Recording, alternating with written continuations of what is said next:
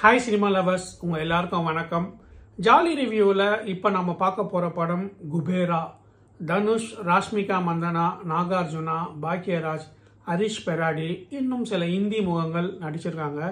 இந்த படத்துக்குள்ளே போகிறதுக்கு முன்னாடி உங்ககிட்ட ஒரு முக்கியமான விஷயம் சொல்லணும். அமெரிக்காவில் ஹிண்டன்பர்க் அப்படின்னு ஒரு ஆராய்ச்சி நிறுவனம் இருக்குது. கொஞ்ச நாளைக்கு முன்னால் அவங்க நம்ம இந்தியாவில் இருக்கிற ஒரு பெரும் புள்ளியை கிளறி பார்த்து ஒரு ரிப்போர்ட் கொடுத்தாங்க. இவனுங்க ஃபாரின்ல நிறைய லெட்டர் பேட் கம்பெனி ஆரம்பிச்சிருக்காங்க. லெட்டர் பேட் கம்பெனினா உங்களுக்கு தெரியும் இல்லை, பேருக்கு ஒரு கம்பெனி ஆரம்பிக்கிறது. அந்த கம்பெனியில் யார்கிட்ட இருந்தோ சரக்கு வாங்கின மாதிரியும் யாருக்கோ அந்த சரக்கை விற்ற மாதிரியும் கணக்கு காட்டுறது. ஆனால் உண்மையிலேயே ஒரு சரக்கும் வந்தும் இருக்காது, விற்றும் இருக்காது. ஆனால் அந்த கம்பெனிக்கு பணம் மட்டும் வந்து போயிருந்திருக்கும். இந்தியாவில் இருக்கிற அந்த பெரிய கம்பெனி வெளிநாடுகளில் ஆரம்பித்த அந்த லெட்டர் பேட் கம்பெனிகள் மூலமாக இவங்க கம்பெனி ஷேரையே வாங்கி கோல்மால் பண்ணியிருக்காங்க அப்படின்னு ஒரு ரிப்போர்ட் வந்தது. அது அதானி தானே அப்படின்னு நான் கேட்டீங்க. ஓ, உங்களுக்கு தெரியுமா? யாருக்கிட்டையும் சொல்லிடாதீங்க. இப்போ நம்ம குபேரா படத்துக்குள்ள போவோம். நம்ம இந்திய அரசாங்கம் வங்காள விரிகுடால பெட்ரோல் கிடைக்குமா அப்படின்னு ஒரு 20 வருஷமா ஆராய்ச்சி பண்றாங்க. ஒரு நல்ல நாள்ல ராத்திரி நேரத்தில் பெட்ரோலை கண்டுபிடிக்கிறாங்க. அந்த ஆராய்ச்சியில் ஈடுபட்ட முக்கியமான ஆஃபீஸரு அவர் ஒரு டுபாக்கூர். இந்த விஷயத்த அரசாங்கத்துக்கிட்ட சொல்றதுக்கு முன்னாடி இந்தியாவில் இருக்கிற ஒரு பெரிய பணக்காரங்கிட்ட ஆயில் மேட்டரை லீக் பண்றாரு. அந்த பணக்காரன் அர்த்த ராத்திரியில் கிளம்பி தூங்கிக்கிட்டு இருக்கிற அந்த துறையோட அமைச்சரை எழுப்பி பேரம் பேசுறாரு. அந்த அமைச்சர் என்ன சொல்றாருன்னா, அடுத்த வருஷம் எலெக்ஷன் வரப்போகுது, இந்த நேரத்தில் இவ்வளோ பெட்ரோல் கிடைச்சிருக்கிறது எங்கள் ஆட்சிக்கு ரொம்ப நல்ல விஷயம். நாங்கள் இதையே ஜனங்க கிட்ட சொல்லி ஜனங்களுக்கு கம்மி விலையில் பெட்ரோல் கொடுத்து அடுத்த முறையும் ஆட்சியை பிடிச்சிடுவோம் அப்படின்றாரு. அதுக்கு அந்த பணக்காரு, ஜனங்களுக்கு நீ கம்மி விலையில் கொடுத்தீங்கன்னா அடுத்த முறை மட்டும்தான் ஆட்சியை பிடிக்க முடியும். ஆனால் மொத்தமாக கான்ட்ராக்டை எங்கிட்ட கொடுத்துட்டீங்கன்னா அடுத்த முறை இல்லாமல் அதுக்கு அடுத்த முறையும் உங்கள் கட்சியையே ஆட்சியில் உட்கார வைக்கிறேன் அப்படின்னு வலையை விதிக்கிறாரு. அதுக்கு அந்த அமைச்சரும் தலையை ஆட்டுறாரு. டீல் என்னன்னா, அந்த ராத்திரியோட ராத்திரியா கடல்ல ஆராய்ச்சியில் வேலை பார்க்குற 200-300 பேரை போட்டு தள்ளிடணும்.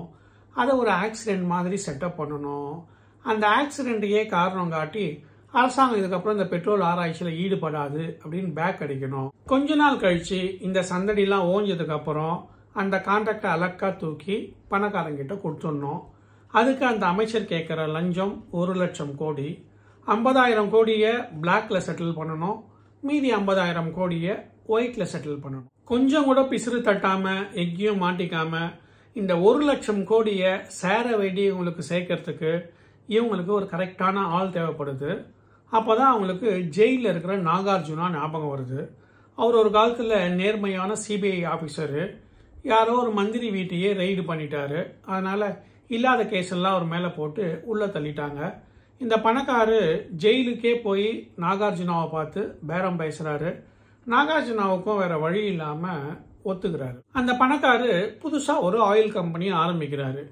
பெட்ரோல் கிணற விலைக்கு வாங்கி அதை சுத்தம் பண்ணி ஜனங்களுக்கு அதிக விலைக்கு விற்கிறவருன்னு உங்களுக்கு இந்தியாவில் இருக்கிற வேற ஒரு பணக்காரு ஞாபகம் வந்திருக்கும்.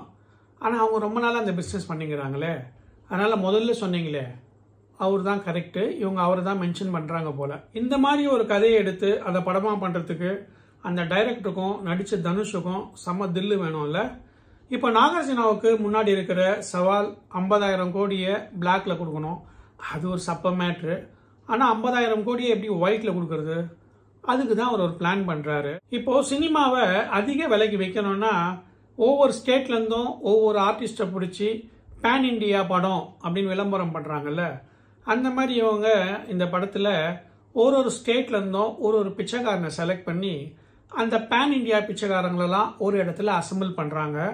அவங்களுக்கு பல்லு வளர்க்குறதுலேருந்து பாத்ரூம் போகிற வரைக்கும் கம்ப்ளீட் ட்ரைனிங் கொடுக்குறாங்க.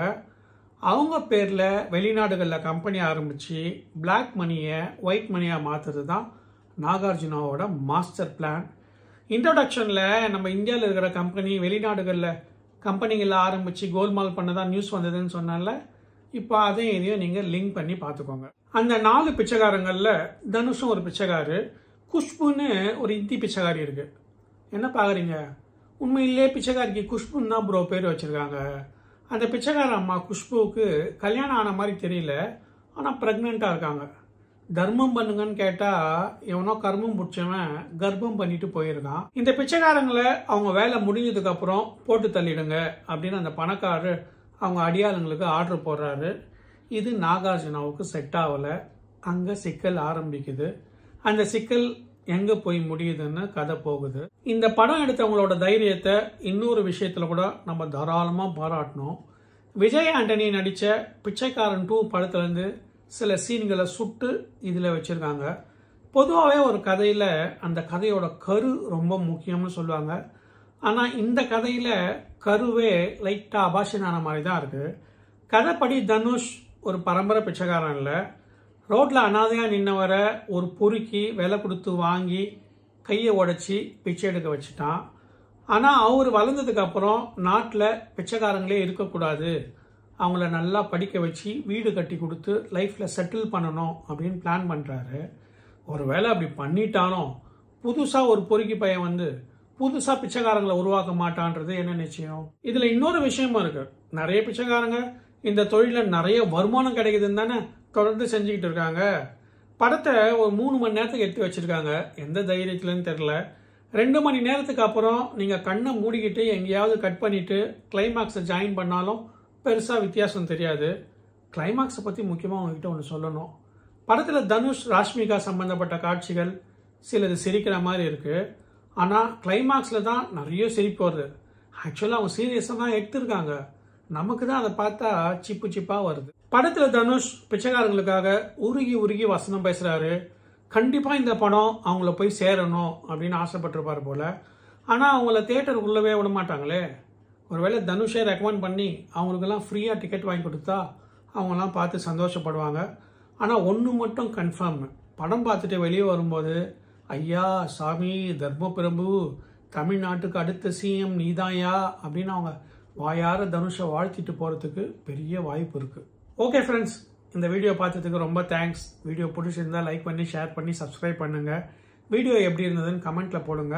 அடுத்த வீடியோல பார்ப்போம்.